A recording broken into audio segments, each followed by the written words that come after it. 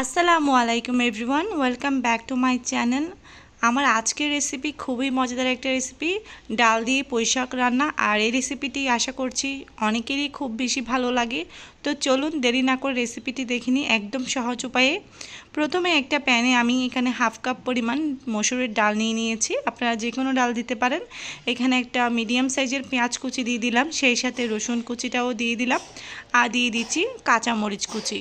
এরপর দিয়ে দিব হাফ চা চামচ হলুদের গুঁড়া, সেই সাথে দিচ্ছি স্বাদ অনুযায়ী লবণ। এবার এখানে পানি দিয়ে দিব প্রায় 1 কাপ পরিমাণে।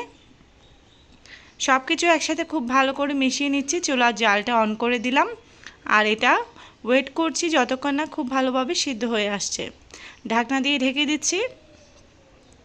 এবার ঢাকনাটা তুলে নিচ্ছি। প্রায় 6-7 মিনিট ধরে আমি মসুর ডালটা খুব ভালো করে সিদ্ধ করে নিয়েছি। খুব ভালোভাবে নেড়েচেড়ে মিশিয়ে নিচ্ছি। যখন এটা খুব ভালোভাবে সেদ্ধ হয়ে যাবে তখন এরকম একটা ডাল ঘুটনি দিয়ে খুব ভালোভাবে এগুলো আমি ম্যাশ করে নিচ্ছি। তবে চাইলে কেউ আস্ত রাখতে চাইলে সেও পারেন। এটা কিন্তু ডাল ঘুটে নিলেই কিন্তু এটা খেতে বেশি ভালো লাগে। এবার এর মধ্যে আমি কেটে রাখা পুঁইশাক দিয়ে দিচ্ছি, সাথে কিছুটা ডাঁটাও রেখেছি, যেগুলো একটু নরম ডাঁটা সেগুলোই দিয়েছি। এখানে 1 আঁটি পরিমাণ পুঁইশাক আছে। এবার ঢাকনাটা দিয়ে দিচ্ছি খুব ভালোভাবে এটা যতক্ষণ না মজে আসে।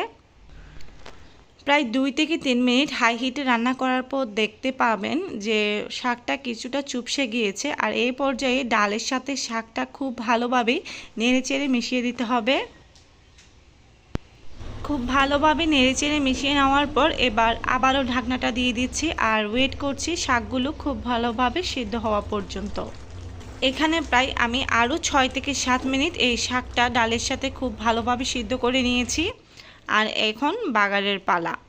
একটা প্যানে পর্যাপ্ত পরিমাণ তেল দিয়েছি। তেলটা একটু বেশি পরিমাণে হলে খেতে কিন্তু বেশ ভালো লাগে।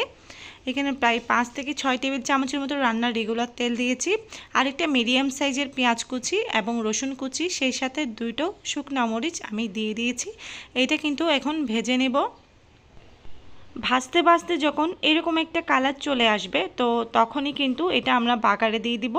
এটা সরাসরি আমি শাকের উপর দিয়ে দিচ্ছি এই বাগারটা। বাস এর মধ্যে কিন্তু আমার রান্নাটা কমপ্লিট হয়ে গিয়েছে। আর আমি খুব ভালোভাবে এগুলো নেড়েচেড়ে মিশিয়ে দিয়েছি। আর চুলার জালটাও কিন্তু এই পর্যায়ে আমি অফ করে দেব। চেষ্টা করেছি একদম সহজ উপায়ে ঘরোয়া পদ্ধতিতে পুঁইশাক রান্না করার। আশা করছি আজকের এই রেসিপি আপনাদের কাছে খুব বেশি ভালো লেগেছে। রেসিপিটা যদি আপনাদের ভালো লাগে please like, share and comment করতে ভুলবেন না। সবাই অনেক বেশি ভালো থাকবেন, আমার জন্য দোয়া করবেন। আল্লাহ হাফেজ।